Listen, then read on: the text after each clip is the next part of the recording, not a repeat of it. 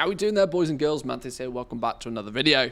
So we're going to talk all things Artisan's Metal today, and we're going to look at some of the ways that you can turn your extra spare Artisan's Metal into gold. Where are some of the best places we can do it? Now, none of it is going to be permanently guaranteed, as the more people that do this, like most markets, the more people that try and sell something, the prices might go down a little bit. But because Artisan's Metal is still somewhat limited, even if you've got a few thousand of it sat on your character right now, you can only craft so many of these items, so hopefully this won't have too much of a detrimental effect on the prices. But please be aware, like with most things we talk about with crafting, I can only tell you the situation we're in today. I am recording this video a touch before patch 10.1 launches, so if you're watching this in the future, be aware. There might be a couple of extra recipes that come out in the future that might also be added to this list, but we're going to put together a list today. That's the main thing. We're going to put together a list of items to keep your eyes on the prices of, and as and when the price is beneficial to you, they're good things to use your Artisan's Metal with. They have a high return of Artisan's Metal, so you can take, I think you get like 150 Artisan's Metal a week from a guy up over, what was his name? We searched this out. He sits on this bench over here in Valdraken, Thomas Bright. If you're anything like me, you can come to this dude every single week, the Show Your Metal quest, and just get 150 Artisan's Metal practically for free. This means it does stack up over time, and you know, you'll get to this point at some point, even if you're not here right now, you'll get to the point where Artisan's Metal doesn't really do much for you, and you start to look for ways to convert it into gold. If you're heavily crafting gear for people, you can probably use this to craft their gear with. You turn it, the process is the same for everybody. You start by turning it into Illustrious Insight, and in some cases, even the lesser Illustrious Insight. We'll talk about that a little bit in a minute. But you take 50 of it at a time and you convert it into Illustrious Insight, and you can turn the Illustrious Insight into lesser Illustrious Insight. And then we use that when crafting. It gives us a crafting bonus. That crafting bonus can help us make things that we can't normally make. And that's going to be the trick here with all of this.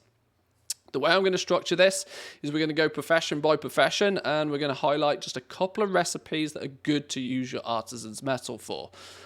We did this on stream. We tested all of this on stream. We went through all of this on stream, twitch.tv/Manthieus, bit of shameless promo. But we came through with a few different items that could be crafted that utilize Artisan's Metal well. So we're going to go through them here now.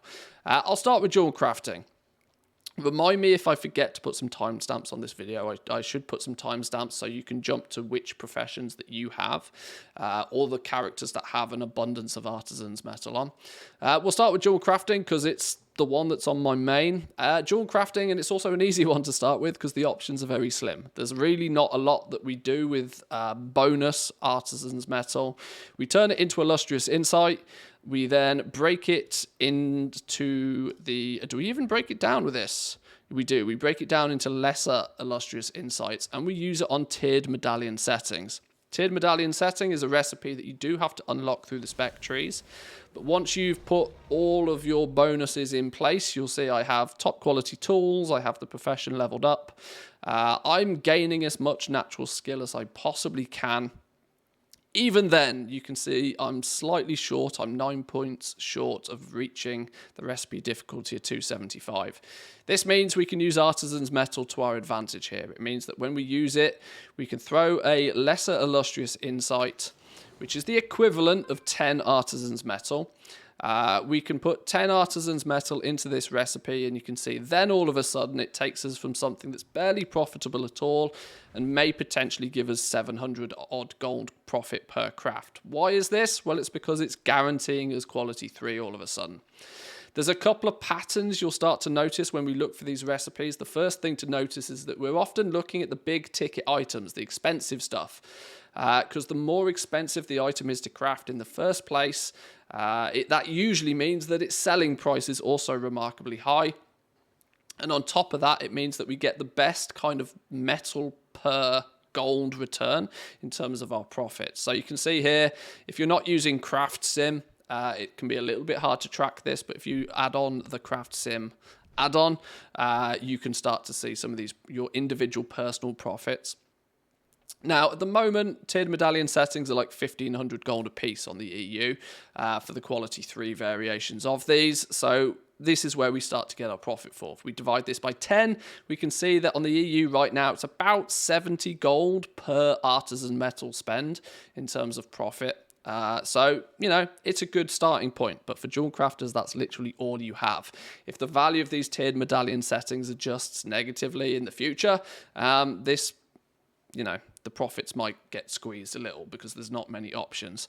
But let's not forget, every single player has options for 2 professions. So whilst jewel crafting doesn't have many options, you might have more love somewhere else. Moving on to leatherworking. Leatherworking has a few different options, but at least as it stands at the moment, they're not super profitable. If we take a little bit of a look at my notes here, there's a few. There's a fierce armor kit, the fierce or the frosted armor kits. You can guarantee quality 3 with the use of metal on these, and you're looking about 25 gold profit per artisan metal spend at the moment. It's not great. Leatherworking's also not a fantastic one. It does get slightly better, trust me. But these prices might adjust over time. Once again, it's a recipe that's got a high recipe difficulty. It's a high ticket price item. The quality 3 variations of these are nearly 3,000 gold as it stands at the moment. And by the craft sim numbers here, you can see under normal circumstances, there's no profit to really be made on these at all, even when you line everything up, even when you figure out all of your advantages. Throw on an illustrious insight though. This should be noted that it gives you a nice big juicy profit, but it's using a full illustrious insight. This is going to take 50 artisans metal for every single craft you use it for. So the actual gold per metal is quite low on this. It's about 25 gold a piece as it stands right now. But it's an option for you. This is going to be something that's going to sell relatively well on your realm. They certainly don't fly off the shelves, but they do sell, at least at the top quality. You're going to have a good chance on these as well. Additionally, there's the Fang adornments. This is another leatherworking one that is a little bit more lucrative for you. Obviously, as and when the prices are right. Another recipe, you'll sense this, that you can't quite reach the recipe difficulty to guarantee yourself quality 3. You can get pretty much there. Throw on a lesser illustrious insight this time though, only 10 artisans metal, and you can see all of a sudden you turn something that's not profitable into something that is. You're looking at roughly 40 gold per artisan's metal on these.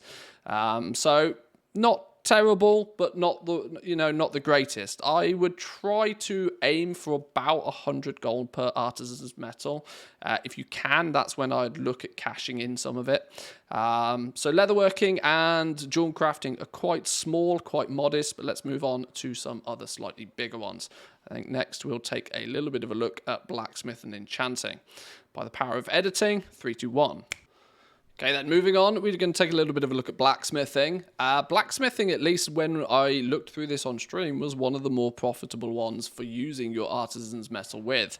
We found a couple of different options here, namely the first one being your obsidian seared alloys. These are still a hot commodity item, and as it stands normally, they're difficult to craft at top quality, and you're relying on procs to do so. But this is a prime use for your lesser illustrious insight, and this is a nice one because it's a big ticket item, but it only uses the lesser illustrious insight.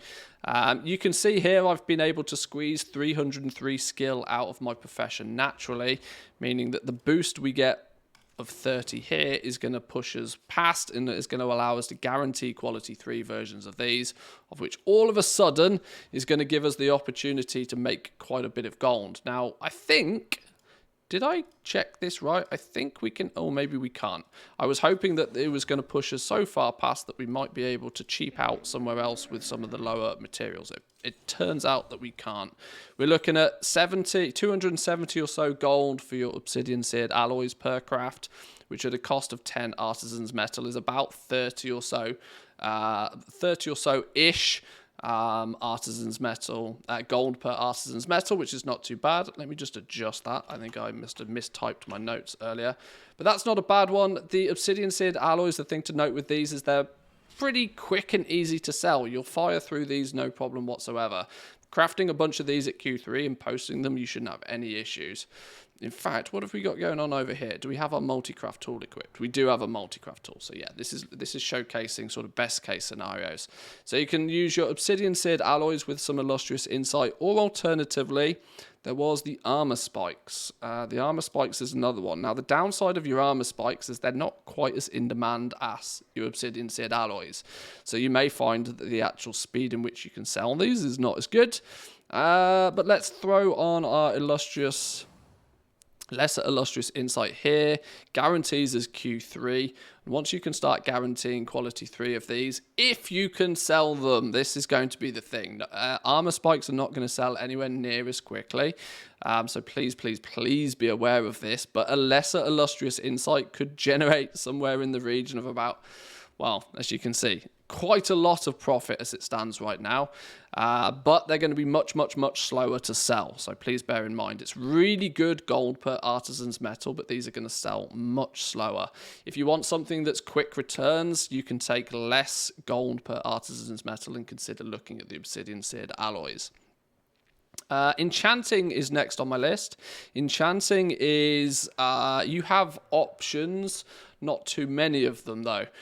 We figured today that probably one of the best options is any of the weapon enchants. Now I know in patch 10.1 they are adding additional weapon enchants, which might change the landscape a little bit here, but weapon enchants are an interesting one because under normal circumstances, once again, they're very difficult recipes, but historically they've always been very valuable recipes as well.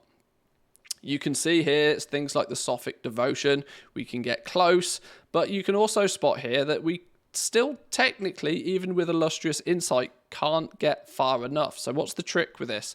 The trick here is simple. We have to do the crushing with enchanting. This is why you need to craft things like in a batch. You go to Elemental Shatter and you shatter one of these. The shattering of this gives you a buff. Then you see now I've got a 10-minute buff, which is going to give me a 25 crafting bonus for anything that uses order. If we now go back to our weapon enchant, we can see Sophic Devotion. We've got a nice little bump. Throw on our illustrious insight here, and then hey presto, all of a sudden we can spend 50 artisan's metal to turn around, you know, a big chunky profit here. This is a really good one. I think generally going forward, I will probably, at least on this character, use enchanting. The profit margins on this are probably pretty good, and I also imagine that the speed in which you can sell these ones is pretty good as well. This is going to be true for any of the weapon enchants. Your Burning Devotion, Earthen Devotion, Frozen Devotion, Wafting Devotion, any of the 5. Now, it is going to mean that to get even to that position, you're going to have to spec into them, at least in some way, shape, or form as well. But if you've done as much as you can with your profession and you're still, you know, borderline and you've got that spare artisan's metal, these weapon enchants are a good place to pump it in with enchanting. Let's move on to tailoring next. Okay, so tailoring. Tailoring has itself a couple of different options. First on the list for tailoring is the bronze grip wrappings. Where did they go? Where did they go? I should have favorited these, shouldn't I? That would have made things much easier. Where did they go? Bronze grip wrappings, here we go. This is a good option. It's an optional crafting reagent. Once again, there's the slight downside here that they're not particularly fast sellers, so I wouldn't go pumping too much of your artisan's metal into this. But because they also bounce off Chronocloth, which is a rare craft in the first place, and it's a high recipe difficulty, you've got the options here to use a lesser illustrious insight to boost your profits quite nicely. You are going to want to make sure that you've got a multi-craft tool equipped, actually. A multi-craft tool equipped will make this even juicier. You can see here we're actually getting somewhere in the region of about 100 gold per artisan's metal for each one of these. So it's actually, so far, as it stands, one of the best uses through tailoring. But, like I said, I want to throw the big caveat out here that the bronze grip wrappings do not sell particularly fast. Nor are many people particularly interested in this. So don't dump all of your artisan's metal into this one in one go. If, though, you want something that sells a little bit more frequently and a little bit faster, your spell threads. the temporal spell thread is a good option for you. Either of the spell threads, actually, but the temporal one more so. Your temporal spell threads are another. High recipe difficulty. You can get close, but not quite close enough. Throw an illustrious insight in there, though, and you can take something from being not profitable to being really profitable once you can guarantee it Q3. EU prices on these at the moment are a little under 3,000 gold a piece, and with a 1,700 gold crafting cost, plus all of your inspiration and multi-craft and all of that sort of good stuff, you probably turn a pretty penny on these. It is using a full illustrious insight, so it is 50 Artisan's metal. Please be aware of that. But if you just want to chunk through a bunch of it and turn some of it into gold quite quickly, you can do this way. I think this actually works out to be about 30-40 gold per Artisan's metal here, so not too bad going. That's pretty much all you have with tailoring, though. There's the spell threads. There's the frozen spell thread. Just quickly, let me just double check. The frozen spell thread is not quite as popular. There is still profit to be made if you use your illustrious insight on this as well, though. Just the conversions maybe not quite as strong. And of course, it requires you to go out and do the cobalt assembly and get them to high, which you may or may not have already done. So tailoring's got a couple of options. This character's also got Inscription, so let's look at Inscription real quickly. Realistically, Inscription doesn't have too many options. The best one I found to use your metal on is going to be your Cosmic Inks. Cosmic Inks they're just annoying to make. This is the thing. Even scribes don't like making Cosmic Inks. The fact that you have to make a bunch of inks, turn them into, and then you have to make your runed writhe barks. It's just a faff. It's just a hassle making these things. So even alchemists, when the price is right, will go out and buy these, which has ultimately meant that even quality 3 Cosmic Inks are like nearly 500 gold a piece as it stands right now, with some good use of lesser illustrious insight. You can surpass the recipe difficulty, guarantee yourself some quality 3s. And these currently, today, work out at about 60 gold per Artisan's metal, which is really not terrible at all, especially considering it's something that you really shouldn't have much issue selling. Cosmic Inks, you can sell them quite frequently. At least, let me put it this way, I've not had much trouble selling the Cosmic Inks. Alternative, you do have the runed writhe bark. Runed writhe bark is another one where you can throw some lesser illustrious insight at it. The profit is nowhere near as good. It's only like 20 gold, but you might, be willing to take the slightly lower rate of gold per metal for runed writhe bark that literally flies off the shelf. This stuff absolutely zooms. So if you have the ability to craft these at Q3 guaranteed with a bit of metal, you're in for some good times. Next on my list, though, we're going to have to jump character once again. We're going to jump to Alchemy and Engineering for the last 2 professions. Okay, so we're on to Alchemy and Engineering, and I almost left the last 2 for... I left these last 2 because they're very, very juicy right now. They are also, though, professions that many people have. So there's a good chance that this might change quite quickly, but we'll see. A big one for Alchemy is the Potion Absorption Inhibitor. The reason why this is very, very good and probably will stay very good is because the recipe is a drop from the raid. Being a raid drop, it's on the auction house. You can just buy the recipe in most cases, but last time I checked, even the recipe is like 60,000-70,000 gold. So there's a barrier to entry there for even getting the recipe. If you do, though, and you want to spend some of your bonus Artisan's metal, this is a fantastic place to do it. Absolutely brilliant place to use some lesser illustrious insight, as you can guarantee these things at Q3. And this is probably one of the best conversions for your Artisan's metal to gold. 10 Artisan's metal goes into 1 lesser illustrious insight that has the potential to give you close to 2,600 gold profit, or nearly 260 gold per Artisan's metal. Don't expect this to stay this same way for very long. As it stands at the moment, the value of the Potion Absorption Inhibitor is actually a little bit higher than I would expect it to be. So you could probably shave 800 gold off that profit margin quite quickly, but even if you did, you're still looking at 150 gold plus for each individual Artisan's metal you use. It's another one of those optional crafting reagents, though. They're not going to fly off the shelves, but as optional crafting reagents go, it is one of the better ones. It is something that people may consider if they're not an alchemist themselves, because of it giving the bonus to your potions. Outside, for something for alchemy that's a little bit easier to get your hands on, it's a little bit difficult to suggest. Elemental Potion of Ultimate Power in patch 10.1 is going bind on equip, and it's having the Primal Chaos requirement removed. This might mean that this is all quite speculation as of when I'm recording this, but this could be big business in patch 10.1, as you'll be able to sell and buy these on the auction house, and that in turn might mean that it's one that could be very, very good for the use of illustrious insight, as the recipe difficulty is ridiculous. I've not been able to test this in too much detail, but if you are an alchemist, once 10.1 goes live, keep your eyes on this one if you've got some spare Artisan's Metal knocking about. Alternatively, you know, if you've got the recipe for this, there's some good opportunity for you there. It wouldn't take you to, you know, the profits that you can make on this. You don't have to sell too many to recuperate the cost of the pattern if you can get it cheap, and then you're, you know, into profit from there on. The last one then we'll talk about, though, is then going to be engineering. Engineering has a couple of different options. The best one, I'll start with the best one, though. The best one is the high-intensity thermal scanner, the scope. These have been big business for engineers throughout the entire expansion. And without going into too much detail, you throw a lesser illustrious insight on this and you can start making some silly gold with these, because you guarantee them at quality 3. I haven't specced into it, unfortunately, on my engineer to be able to show this, but this is the recipe that you want to pay attention to if you have bonus Artisan's Metal on an engineer.